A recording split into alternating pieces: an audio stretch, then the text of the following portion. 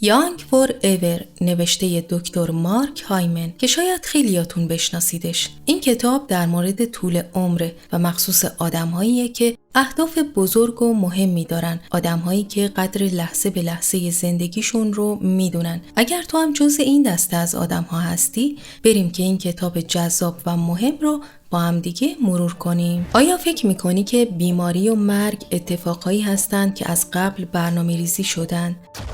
اگر اینطوری فکر میکنی سخت در اشتباهی، چون آدمهای زیادی هستن توی دنیا که عمرهای طولانی دارن. هیچ ربطی هم به ژنتیک نداره. دوست داری 120 سال عمر کنی؟ 150 سال چی؟ باور کن که میشه. توجه داشته باشید که اینجا منظور عمر مفیده. یعنی تو این کتاب خیلی تاکید شده که اگر کسی 50 سالشه و بیماری‌های متعددی داره و به سن 70 یا 80 سالگی میرسه، نمیشه گفت که این آدم 80 سال عمر کرده. در واقع اون یه مرگ تدریجی داره. پس اینجا منظور عمر مفیده، یعنی اینکه تو زمان رو با سلامتی سپری کنی. دکتر هایمن به مناطق زیادی توی دنیا سفر میکنه که آدمهاش طول عمر زیادی داشتن و اکثرا هم سالم بودن و میگه اونها مواد غذایی ارگانیک استفاده میکردن و من اصلا ندیدم که روی مواد غذاییشون اسم یه برند باشه و یا یه چیز تجاری باشه و اغلب توی مناطق روستایی زندگی میکردن. اونها از تلفن و دستگاه‌های دیجیتال استفاده نمیکردن و در ادامه اشاره میکنه که من نمیگم شما از تلفن استفاده نکنید و یا برید توی روستا، اما مطالب مفید و مهمی رو میگه که میتونه به سلامتی و طول عمر ما کمک کنه. در مورد ضرر تلفن‌های همراه و دستگاه‌های دیجیتال و اینکه چطوری بتونیم در برابرشون از خودمون محافظت کنیم، یک کتاب خوندم که اگر مایلید اونو توی کانال بیاریم لطفاً بهم بگید. اما در ادامه بحث من فکر میکنم که لزومی نداره که ما حتما به روستا و یا جاهای کوچیک مهاجرت کنیم و میتونیم مواد غذایی رو مستقیم از خود کشاورز، مثلا از حاشیه شهر خرید کنیم و یا میشه تخم مرغ رو از افرادی که توی خونه مرغ پرورش میدن گرفت. میشه یه چیزی مثل رب گرجه و سس‌های مختلف رو خودمون درست کنیم و یا یه چیز مهم مثل روغن رو خودمون میتونیم توی خونه درست کنیم. در کل ما داریم توی دوره‌ای زندگی می‌کنیم که نمی‌تونیم کاملاً از مواد غذایی کارخونه‌ای و پرزرق و برق در امان باشیم، ولی می‌تونیم استفاده از اونها رو به حداقل برسونیم. پس اگر کسی عاشق خودش باشه، عاشق زندگی باشه و قدر لحظه‌های زندگیش رو بدونه، میتونه وقت بذاره و این کارا رو برای سلامتی خودش و عزیزانش انجام بده. و نکته مهم دیگه‌ای که خیلی توی این کتاب تاکید شده این هست که ما باید به پیری مثل یک بیماری نگاه کنیم. مثلا خیلی‌ها هستن که ظاهر زیبایی دارن اما سن اندام‌های داخلی بدنشون از سن عددیشون خیلی بیشتره و از درون به خودشون خیلی آسیب وارد کردن. و یا اینکه بعضیا هستن که مثلا 30 سالشونه اما ظاهرشون مثل آدم‌های 50 ساله به نظر میرسه. پس اگر بتونیم به پیری مثل یک بیماری نگاه کنیم، بهتر میتونیم به خودمون کمک کنیم. حالا خوب دقت کنید، اینو یه دکتر داره به شما میگه. اون میگه وقتی شما دردهای مفصل دارید و یا اینکه معدتون دچار مشکل شده، افسردگی دارید، آرتریت دارید و یا هر مشکل اینجوری، وقتی به یه دکتر عمومی مراجعه میکنید، اون شما رو ارجاع میده به دکتر روانپزشک، به دکتر ارتوپد و یا هر متخصص دیگه‌ای که هیچ کدومشون به شما کمک نمیکنن. اونها فقط یک سری دارو میدن که علائم بیماری رو از بین ببره و در واقع درد رو ساکت کنه، درد رو سرکوب کنه. در حالی که علت تمام این بیماری ها التهابه. حتی افسردگی التهاب مغزه و شما کافیه بدونید که چه غذاهایی ضد التهاب هستند و اونها رو بخورید. کافیه بدونید که چه غذاهایی التهاب‌زا هستند و اونها رو مصرف نکنید و یا یک سری کارها که باعث ایجاد التهاب میشن رو انجام ندین. و یه چیزی مثل فاستینگ و یا مدیتیشن و مراقبه میتونه توی بدن شما سلول‌های سالم به وجود بیاره. حتی اگر اون بیماری مربوط به ژن‌ها باشه، سبک زندگی سالم میتونه تو بدن شما ژن‌های سالم تولید کنه. و اینجا خیلی تاکید میکنه به دلیل عمده پیری و بیماری‌هایی که ناشی از اضافه وزنه. و میگه شما باید بدونید که علت اضافه وزنتون چیه، علت اینکه شکم بزرگی دارید چیه. اشتباه ترین کار ممکن اینه که شما برای کاهش وزن کالری شماری داشته باشید و یا اینکه تعیین کنید که توی چه زمانی میخواید چقدر وزن از دست بدید. چون کاهش وزن اتفاق نمیفته مگر زمانی که بدن سالم باشه و امکانش هست که شما با کالری شماری کاهش وزن داشته باشید، اما اون وزن برمیگرده و چون بدن تحمل این بالا پایین شدن رو نداره، روز به روز پیرتر میشه، فرسوده میشه. پس این یه چیز مقطعی نیست و شما زمانی به تناسب اندام میرسید که بدن سالمی داشته باشید. و نوشته اگر شما بدونید که چه سیستم شفابخش ذاتی قدرتمندی درونتون وجود داره، هیچ وقت به دکتر مراجعه نمی کنید و با وجود این سیستم شفابخش دیگه 100 سال عمر کردن شوخیه. 120 سال یا 150 سال و یا حتی 200 سال عمر کردن شدنیه. شاید فکر کنید که این یه چیز خیالیه، اما به قرنها پیش فکر کنید که یک سری بیماری هایی وجود داشت و درمانش واسه مردم اون زمان غیر ممکن و خیالی به نظر می رسید، اما دانشمندان و محققان تو اون زمان تونستند بالاخره اون مشکلات و بیماری ها رو درمان کنن. و یا قرنها پیش هیچ کس فکر نمی کرد که هوش مصنوعی امروز به وجود بیاد و بتونه خیلی از کارهای ما رو به صورت خارق‌العاده انجام بده، اما داریم می بینیم که همه کارا داره با هوش مصنوعی انجام میشه. خیلی چیزا رو میشه مثال زد. دکتر هایمن میگه تشخیص بیماری اصلا کار سختی نیست. مثل وقتی که اتومبیل صدا میده و یه مشکلی براش به وجود میاد، کافیه که کاپوت رو بالا بزنی و بفهمی که مشکلش چیه. بدن هم به همین شکله، کافیه که به صدای بدنت گوش بدی که بفهمی مشکلش چیه. وقتی که تو علت مشکلاتی که داری رو بدونی، خیلی راحت تر میتونی حلش کنی. دکتر هایمن سرگذشت یکی از بیماراش رو برای ما مثال میزنه و میگه که یکی از بیمارای من 66 سال داشت و وقتی اومد پیش من خیلی مشکلات داشت. کبد چرب، نارسایی کلیه، ناراحتی قلبی، اضافه وزن، دیابت نوع 2 که بهش کمک میکنن در طول 3 ماه مشکلاتش تا حدود زیادی حل بشه و در طول 1 سال هم 116 پوند وزن از دست میده. به این صورت که بیشتر از سبزیجات و گیاهان تازه استفاده میکرده، پروتئین و چربی به اندازه استفاده میکرده و کمی هم ورزش داشته. در واقع اون از غذاش به عنوان دارو استفاده کرده بوده. خب این که مسئله پیچیده‌ای نبود. به نظر شما چی میشه که یه نفر توی بدنش کلی مشکل داره و بیشتر از 1-2 هفته نمیتونه سالم خوری و کلاً سبک زندگی سالم رو ادامه بده؟ لطفاً بنویسید، من میخونم و از شما یاد میگیرم. لایک و سابسکرایب هم فراموش نشه تا ما دلگرم بشیم به ادامه کار. ممنون. فصل بعد رو با این سوال شروع میکنه و میگه که اگه از شما بپرسن که بزرگترین عامل خطر واسه مرگ چیه، شاید شما بگین که ناراحتی قلبی و سرطان، 2 بیماری که به نظر میرسه بیشتر مردم از پا در میاره. با این حال اگر که ناراحتی قلبی و سرطان رو به طور کلی از سیاره زمین ریشه کن کنیم، عمر آدما تنها 5 تا 7 سال افزایش پیدا میکنه که این چندان واسه رسیدن به سن 100، 120 یا 150 سال تغییری ایجاد نمیکنه. ممکنه بگین که سیگار و چاقی هست که زندگی آدم‌ها رو بیشتر تهدید میکنه. اونم هست، اما درصدش خیلی کمه. چیزی که 50 برابر زندگی و طول عمر آدم‌ها رو تهدید میکنه پیریه. پس باید بدونی که پیری یک بیماریه. با رسیدن پیری هست که مرگ نزدیک و نزدیکتر میشه.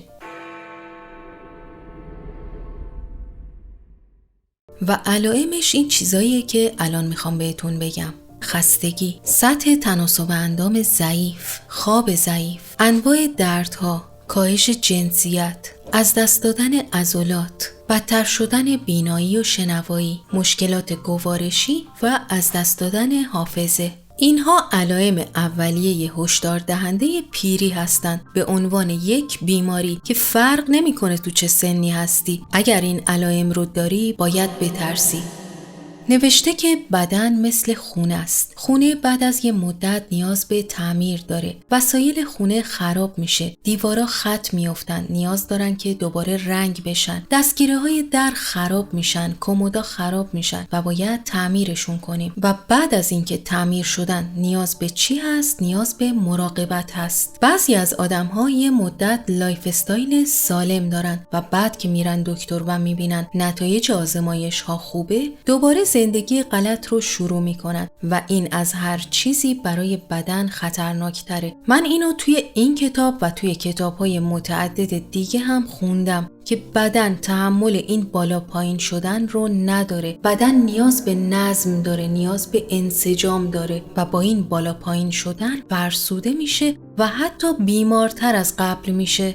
یک مسئله مهمی که تو این قسمت بهش اشاره کرده این هست که میگه فکر نکن که سردرد تو جدا هست از مسئله کلیت و یا اینکه فکر نکن که تپش قلبت یک موضوع جدا هست از مثلا چاقی شکمی تو و همه اینها به هم دیگه مربوطه. نیازی نیست واسه هر کدومش پیش یه متخصص بری، چون هر کدوم از اونها یک دارویی به تو میدن که فقط علائم رو توی یه مدت کوتاه از بین ببره و اونها رو سرکوب کنه. هیچ وقت درمان نمیشه و گاهی وقتا کافیه که تو یکی از این مشکلات رو حل کنی، بقیه مسائلت هم حل میشه. در واقع واکنش‌های شیمیایی که با سرعت نور داره تو بدن شما اتفاق میفته مثل یک سمفونی با میلیون‌ها سازه و شما باید بتونی رهبر این سمفونی زیبا بشی. و حالا برای اینکه ما این مسئله رو بهتر متوجه بشیم مثال میزنه بیمار زن 44 ساله‌ای که داشته و میگه این خانم مشکلات متعددی داشت. یک درد شدید مفصل داشته که به خاطرش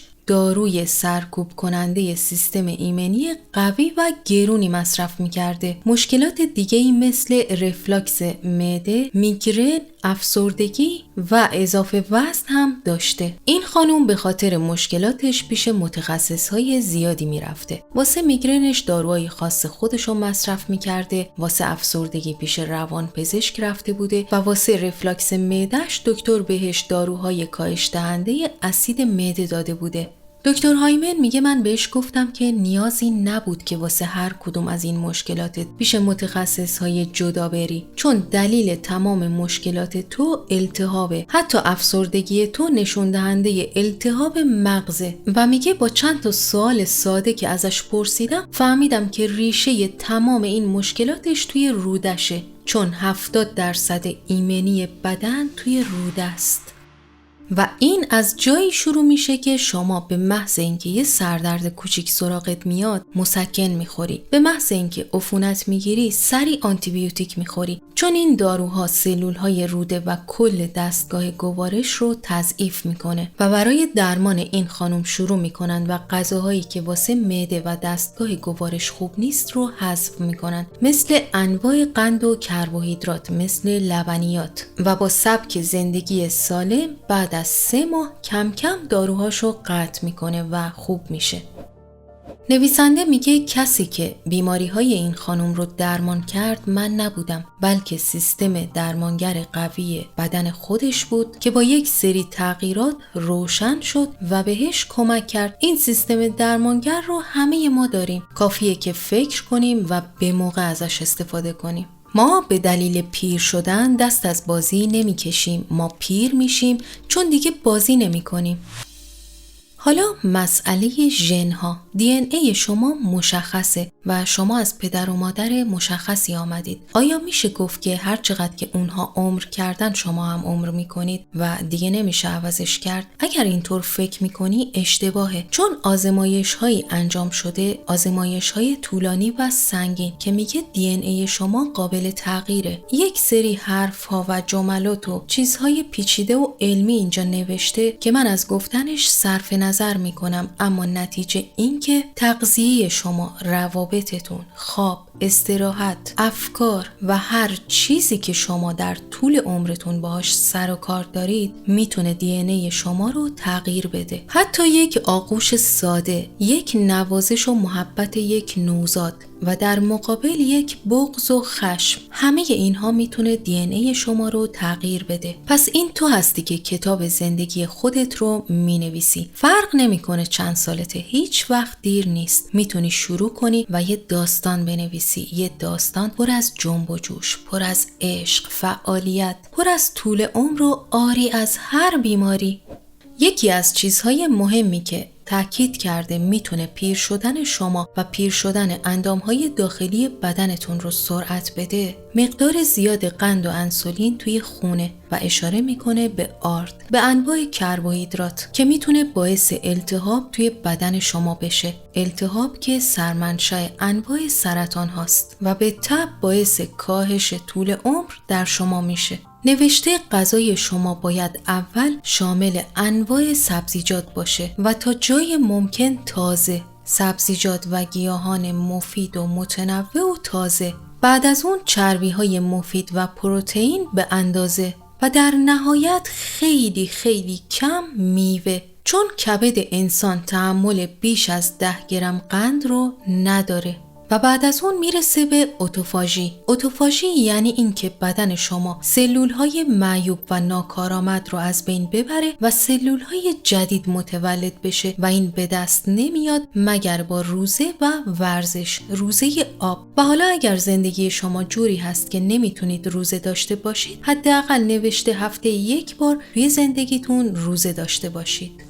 بعد از اون میرسه به تقویت سیستم ایمنی بدن که خیلی میتونه توی طول عمر نقش داشته باشه و اشاره میکنه به بعضی از کارها و یا خوردن بعضی از مکمل‌ها و غذاها که میتونه در این زمینه بهتون کمک کنه. اولین و مهمترین مورد قرار گرفتن در معرض نور خورشیده، روزی 20 تا 30 دقیقه. و یا اگر شما در جایی زندگی میکنید که نور خورشید کم هست و یا نیست، شما باید حتما مکمل ویتامین دی مصرف کنید زیر نظر پزشک. یک مکمل به اسم رزوراترول خیلی میتونه به سلامتی و طول عمر شما کمک کنه که توی شراب قرمز زیاده.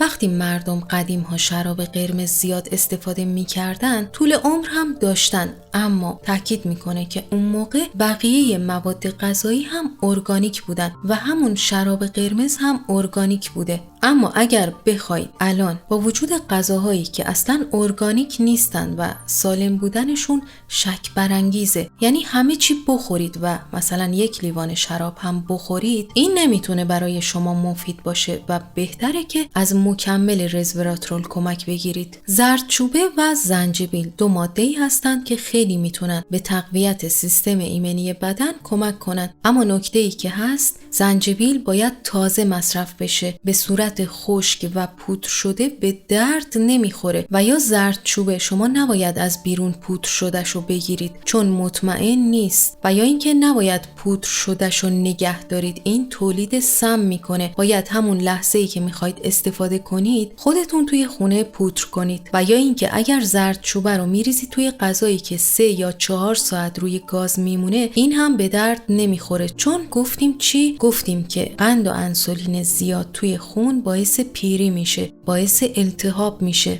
و غذایی که زیاد میپزه انسولین زیادی تولید میکنه. زردچوبه توی آب و توی نوشیدنی ها هم زیاد جالب نیست. من خودم زردچوبه رو توی سس هایی که توی خونه درست میکنم میریزم و این میتونه بهترین انتخاب باشه. مورد بعدی که باعث ضعیف شدن سیستم ایمنی بدنت و در نتیجه کاهش طول عمرت میشه، استرسه. و اینجا منظور از استرس مشاجره نیست. منظور این نیست که اتفاقهای وحشتناکی توی زندگیتون بیفته. نه، شما در طول شبانه روز بیش از 60,000 تا 70,000 فکر مختلف توی ذهنتون میاد. به عزیزانتون فکر میکنید، به گذشته، آینده، گفتگوهای ذهنی دارید و همه اینها توی بدن شما انرژی منفی تولید میکنه که شما میتونید با استفاده از مدیتیشن و مراقبه این انرژی های منفی رو از خودتون دور کنید. و راه حل دیگه‌ش هم خنده هست که من توی یکی از دوره‌های دکتر جو دیسپنزا دیدم که میگفت ما روی چند نفر آزمایش کردیم، چند نفری که مبتلا بودن به دیابت نوع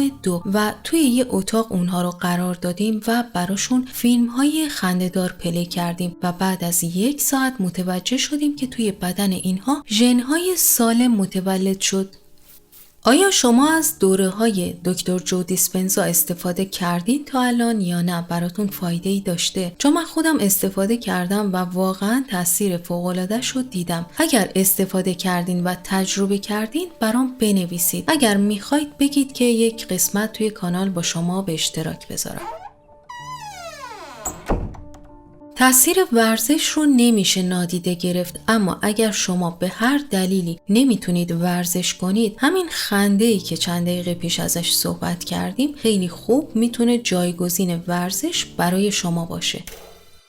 توی این قسمت به 2 نکته خیلی مهم اشاره کرده و میگه که خیلی از مربی‌ها توی باشگاه به شاگردهاشون میگن که چون داری ورزش میکنی تو هر چیزی میتونی بخوری و بدن تو به همه چیز نیاز داره و با این توجیه خوردن انواع کربوهیدرات رو مجاز میدونن و اون میگه برای چندمین بار تاکید میکنم که کربوهیدرات هیچ سودی برای شما نداره و التهاب‌زاترین چیز ممکنه.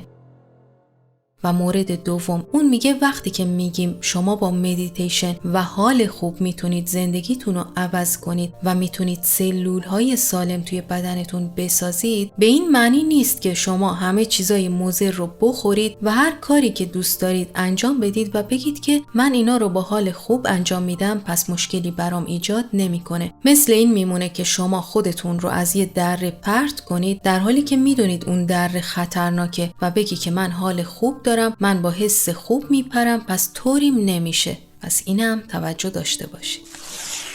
یک ماده غذایی که نوشته حکم طلا داره و میتونه به طول عمر شما کمک کنه پیازه، اما متاسفانه این هم اشتباه استفاده میشه. پیاز رو سرخ میکنی، میگی میخوام کاراملیش کنم، میخوام سرخش کنم که بوی عطر بده، اما اینجا نوشته که سرخ کردن بدترین عامل پیریه. تو با سرخ کردن اندامهای داخلی بدنت رو پیر میکنی. پیاز رو توی آب خیس کنید که تندی و تلخیش از بین بره و توی سالادتون به صورت خام استفاده کنید. و اگر میخوای کنار گوشتی که میپزی پیاز استفاده کنی، لطفاً سرخش نکن. در کل تفاوت یک کودک 3 ساله و یک فرد 80 ساله این هست که اون کودک 3 ساله ژن‌های سالم و زیادی توی بدنش داره. دیدین که یک کودک 3 ساله بازی میکنه، شیطنت میکنه و کلاً معنای زندگی لطیفه، اما یک فرد 80 ساله، منظورمون فرد 80 ساله بیماره، ضعیفه، قدرت حرکت نداره. به این دلیل هست که توی بدنش ژن‌های معیوب زیاده، تعداد ژن‌های سالم کمه و تمام کارهایی که ازش اسم بردیم باعث میشه که توی بدن شما ژن‌های سالم تولید بشه. یادتونه که گفتیم واکنش‌های شیمیایی که توی بدن شما اتفاق میفته حکم یک سمفونی با میلیون‌ها ساز رو داره و شما باید رهبر این سمفونی زیبا باشید. ژن‌های بدن شما حکم یک میکروفون حساس رو داره که اگر روش زندگی شما اشتباه باشه این ژن‌ها رفته رفته خرابتر میشن و گیراییشون ضعیفتر میشه و شما مبتلا میشید به دیابت، سرطان، پارکینسون، MS و انواع بیماری ها. اگر نمیخوای این اتفاقها برات بیفته، همین لحظه حتی اگه 70 سالته، حتی اگه این بیماری ها رو داری، بدون که با روش زندگی سالم قادری توی بدنت ژن‌های سالم تولید کنی.